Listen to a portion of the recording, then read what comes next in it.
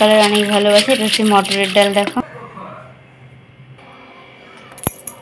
তো মটরের ডালটা ভালোভাবে ধুয়ে নিচ্ছি। দেখো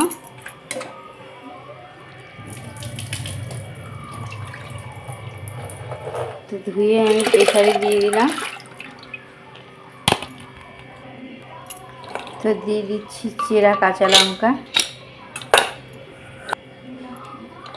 1 চামচের মতো লবণ।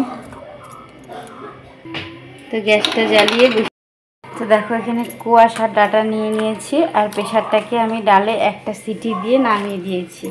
তো ডাটা আর কোয়াশটাকে সেদ্ধ হওয়ার জন্য জল ফুটিয়ে নিয়ে তার মধ্যে দিয়ে দিচ্ছি।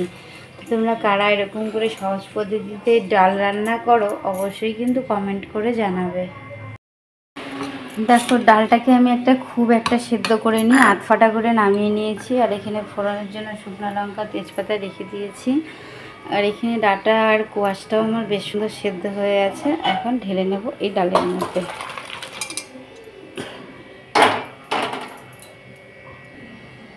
তো দিয়ে দেব হলুদ গুঁড়ো,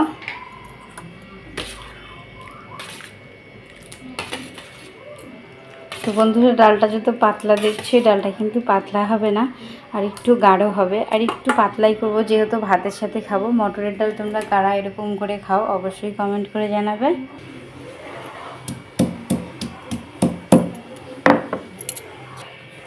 তো দেখো কড়াইটার থেকে ঢেলে নেওয়ার পরে কড়াইটা আবারও বসিয়ে দিয়েছি, আর বেশ সুন্দর গরমও হয়ে এসছে। তো দিয়ে দিলাম তেল, দিয়ে দিচ্ছি তেজপাতা, শুকনো লঙ্কা। শুকনো লঙ্কা তেজপাতাটা বেশ সুন্দর লাল হয়ে এসছে। দিয়ে দিচ্ছি 5 ফোড়ন।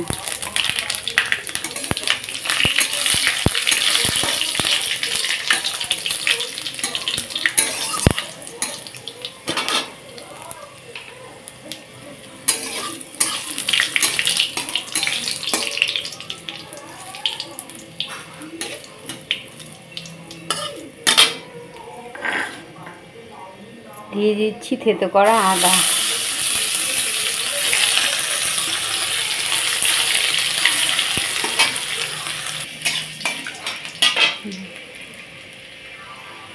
তো দেখো ফোড়নটা বেশ সুন্দর আমার লাল হয়ে এসছে। ঢেলে দিলাম ডালটা।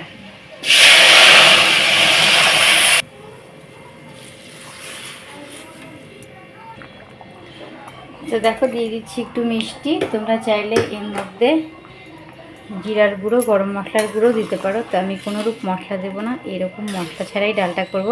তো ভিডিওটা যদি ভালো লেগে থাকে অবশ্যই লাইক শেয়ার কমেন্ট করতে ভুলবে না। চ্যানেলটা যদি নতুন হও সাবস্ক্রাইব করতে ভুলবে না। কারা এরকম মটরের ডাল খাও অবশ্যই কমেন্ট করে জানাবে। যারা খাওনি এখনও ঝটপট খেয়ে নেবে, আশা করি সবার ভালো লাগবে। সবাই তো জানি যে ভাজা মশলা মানে জিরের গুঁড়ো আর কি বলবো ঘি, এগুলো দিলে একটু ভালো লাগে। তো কোনোটাই এর মধ্যে আমি দেবো না, কারণ মশলা খুব একটা আমাদের বাড়িতে চলে না, ডালের মধ্যে খুব কম পছন্দ করে।